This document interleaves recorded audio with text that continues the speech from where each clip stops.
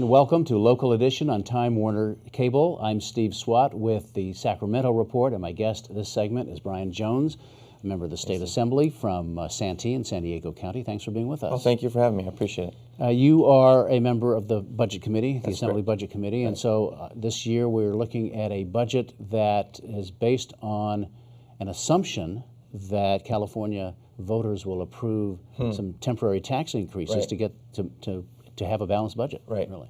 Well, I think that assumption will be false. The voters just recently in 2009 voted down tax increases or the extension of the tax increases.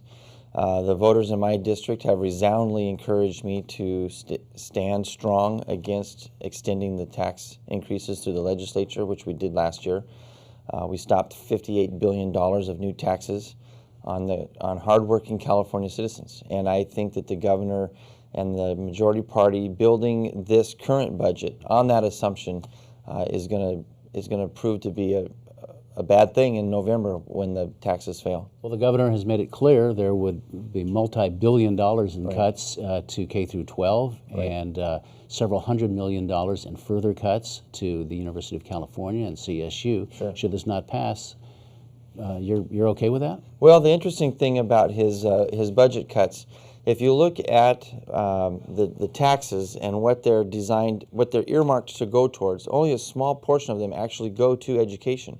He's using education as kind of the stick to get voters to vote for it, where in fact the true matter of it is those tax increases do not go, the majority portion of them do not go towards higher education or K-12 education. They go towards expanding welfare and other state agencies that I believe really don't need to be expanded right now. It's interesting if you look at the polling that's being done right now on this tax measure.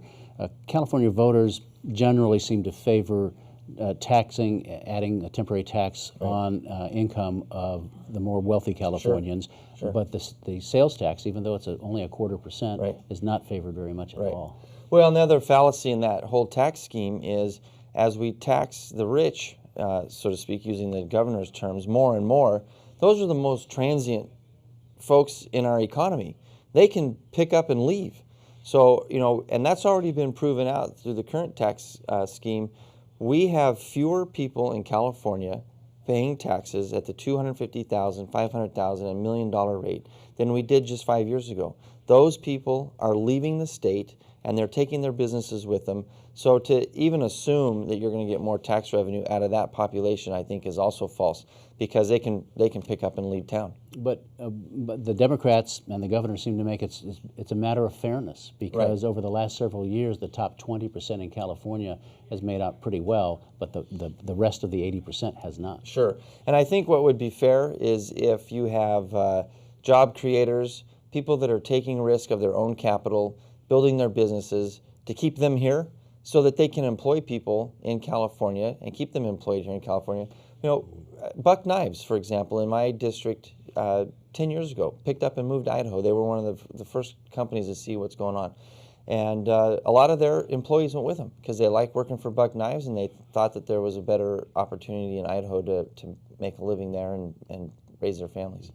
Well, it's a fascinating issue. We're certainly going to watch this all the way to November, and the tax measures, a couple tax measures likely to be on the ballot. Brian Jones, thanks for coming by and talking about this issue. As a member of the Budget Committee, we appreciate it. I appreciate you having me. Thank you very much. And thanks also to our viewers for watching Local Edition on Time Warner Cable. A reminder, this and other interviews can also be seen on My Government on Demand and also YouTube. Thanks for watching. Thank you.